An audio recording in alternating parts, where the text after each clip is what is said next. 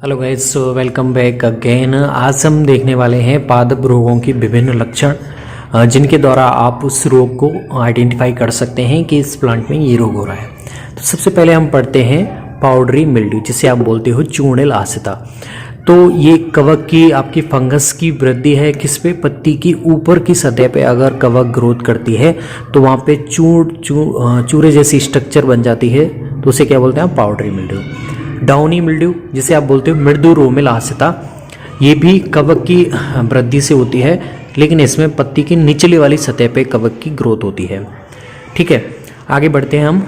Rust kit जो कि होता है आपके पक्सीनिया बेसिडियोमाइसिटिस कवक क्लासेस का पक्सीनिया से होता है, जिसका मतलब होता है जंग लगना। अगर पत्ती के वायवीय भागों पे अगर जंग लग के चूट जैसी स्ट्रक्चर बन जाती है तो उसे क्या बोलेंगे, रस्ट बोलेंगे। और उसमें अलग अलग कलर से उसे अलग अलग नाम दे सकते हैं, जैसे काली किट होती है, पीली किट होती है। बेसिडियोमाइसिटिस के ही कवक क्लासेस के एक अस्टिलेगो कवक के द्वारा होता है, जिसमें रोगग्रस्त भाग पे कैसा स्ट्रक्चर बन जाता है, का चारकोल जैसा, कोयले जैसा चूर्णनुमा स्ट्रक्चर बन जाता है। उसे क्या बोलेंगे आप, कंड या फिर स्मट बोलते हैं। ठीक है, अब आगे बढ़ते हैं। स्कैब क्या होता है, स्कैब होता है रोगग्रस्त भाग पर सूखी सतह या फिर खुरदुरी सतह नुमाई की स्ट्रक्चर बन जाती है जो कि ट्रांसपेरेंट होती है। उसे क्या बोलते हैं आप, स्कैब। जो कि सेब में स्कैब डिजीज़ होती है, उसमें आप देख सकते हैं इस टाइप का लक्षण। फिलोडी क्या होता है, इसमें आपके तिल का फिलोडी रोग होता है। इसमें आपका प्लांट का जो पुष्पीय भाग होता है वो पत्तियों में रूपांतरित हो जाता है। ठीक है, तो पुष्पीय भाग एक तरह से गुच्छेनुमा आकृति में, पत्ती नुमा आकृति में दिखाई देता है, उसे कहते हैं फिलोडी। दूसरा विलानी जिसे आप बोलते हो विल्ट, जिसमें आपका प्लांट है वो कैसा हो जाएगा, मुरझा जाएगा। और ये मुरझाना किसकी कमी से होता है, ये होता है प्लांट में वाटर की कमी से, यानी कि जल की कमी से प्लांट कैसा हो जाता है, मुरझा जाता है। ठीक है, अगला बढ़ते हैं हम। पर्णकुंचन, जिसमें आप देख सकते हो पत्ती पहले सामान्य थी, फिर वो उसका पृष्ठीय क्षेत्रफल कम होके वो वहाँ पे संकुचित हो गई है, तो इसमें पत्ती का पृष्ठीय क्षेत्रफल कम हो जाता है। तो ये भी एक तरह का लक्षण है पर्णकुंचन। आगे बढ़ते हैं हम हमारे आगे वाले लक्षणों पे जो कि किसी रोग को आइडेंटिफाई कर सकते हैं, जिसमें आता है आपका आर्द्र गलन, जिसे आप बोलते हो डैम्पिंग ऑफ। इसमें जो सीडलिंग प्लांट होते हैं, जो छोटे छोटे प्लांट होते हैं जिनकी ऊंचाई ज़्यादा नहीं होती है, भूमि के पास में होते हैं, उनकी भूमि के पास वाला तना है, वहाँ पे रोग होने पे वो सड़ के गल के टूट जाता है, जिससे आपका प्रो वाला हिस्सा है वो भी झुक जाएगा, तो उसकी डेथ हो जाएगी। इसे बोलते हैं डैम्पिंग ऑफ। अगला है हमारा ब्लाइट।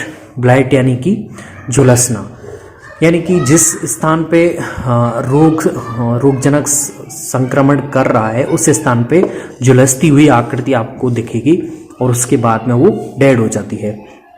अगला है हमारा रोटिंग, जिसे आप बोलते हो गलन, जिसमें आप देख सकते हो आपके जितने भी सबमेन ऊतक हैं, मोस्टली जो कोमल ऊतक होते हैं जैसे मृदुतक वगैरह, उनका क्या होता है, वहाँ पे विघटन हो जाता है और वो उनका डिस्कलरिफिकेशन हो जाता है, यानी कि उनका कलर है वो भी वहाँ पे हट जाता है।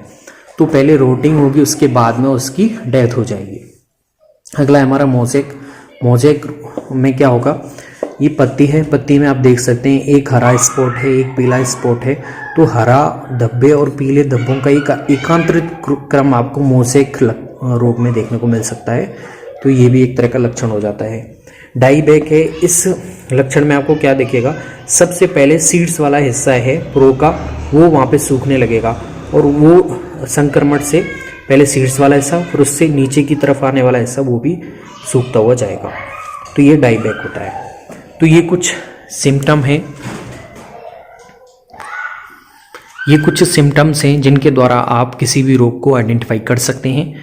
ठीक है, जैसे नींबू में डाईबैक डिजीज़ होती है, तो वहाँ पे देख सकते हैं कौन सा लक्षण आएगा, पहले सीड्स वाला हिस्सा है प्रो का वो सूखेगा, उसके बाद में नीचे वाला हिस्सा सूखेगा। ब्लाइट है, कहीं पे आपको झुलसता हुआ दिखाई देता है तो वहाँ पे ब्लाइट सिम्टम आता है। तो ये कुछ रोगों के लक्षण हैं जो आपको पता होने चाहिए। थैंक्स।